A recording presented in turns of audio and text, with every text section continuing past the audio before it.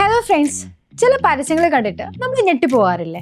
ഇതെന്താ ഇങ്ങനെ എന്ന് ചിന്തിച്ചിട്ടുണ്ടോ? അങ്ങനെയുള്ള ചില ഓക്വേർഡ് ആയിട്ടുള്ള തന്ത്രങ്ങളെ കുറിച്ചാണ് നമ്മൾ ഇന്ന് സംസാരിക്കാൻ വേണ്ടി പോകുന്നത്. ബ്രാൻഡുകൾ എന്തിനാണ് ഇങ്ങനെ വിചിത്രമായ കാര്യങ്ങൾ ചെയ്യുന്നത്? ആളുകളുടെ ശ്രദ്ധ കിട്ടാനും വൈറലാകാനും അവരുടെ മനസ്സിൽ കയറി കൂടാനും വേണ്ടിയിട്ടാണ്. ഇന്ന് നമ്മൾ ലോകമെമ്പാടുമുള്ള 3 ഓക്വേർഡ് മാർക്കറ്റിംഗ് സ്ട്രാറ്റജീസ് ആണ് നോക്കാൻ പോകുന്നത്. ഒന്നാമത്തേത് കോട്ടുവായ ബിൽബോർഡ്, രണ്ടാമത്തേത് കക്ഷ മണപ്പിക്കുന്ന പരസ്യം, പിന്നെ ചിക്കൻ ഫ്ലേവർ ടൂത്ത് പേസ്റ്റ്. അപ്പൊ നമുക്ക് തുടങ്ങാം. ആദ്യം ബ്രസീലിലെ കഫേ പെലെ എന്ന കോഫി ബ്രാൻഡ് ചെയ്ത ഒരു ക്ലെവർ പരസ്യം, കോട്ടുവായ പകരം എന്ന് നമ്മൾക്ക് എല്ലാവർക്കും അറിയില്ലേ?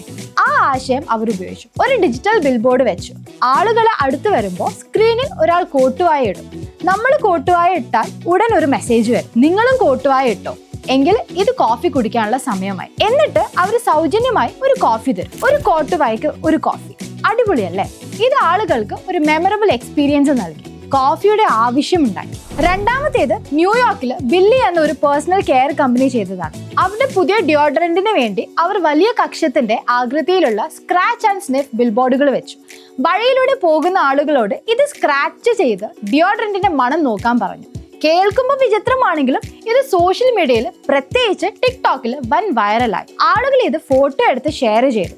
ഇത് ആളുകളുമായി നേരിട്ടൊരു സെൻസറി ബന്ധമുണ്ടായി. അവസാനത്തേത് KFC ഹിസ്മൈൽ എന്ന ടൂത്ത് പേസ്റ്റ് കമ്പനിയുമായി ചേർന്നിറക്കിയതാണ്.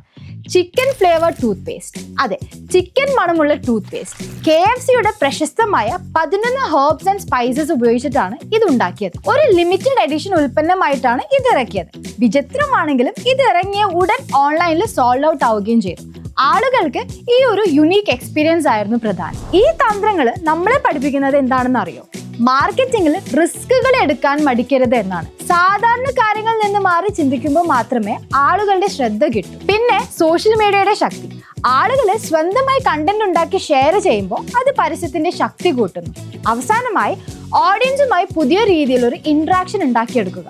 വെറും ഉൽപ്പന്നം വിൽക്കുക എന്നതിലുപരി ഒരു മെമ്മറബിൾ എക്സ്പീരിയൻസ് നൽകുക. സോ ഈ വീഡിയോ നിങ്ങൾക്ക് ഇഷ്ടമായെങ്കിൽ ലൈക്ക് ചെയ്യുക, ഷെയർ ചെയ്യുക, ചാനലിൽ സബ്സ്ക്രൈബ് ചെയ്യാനും മടിക്കരുത്. So see you in the next one.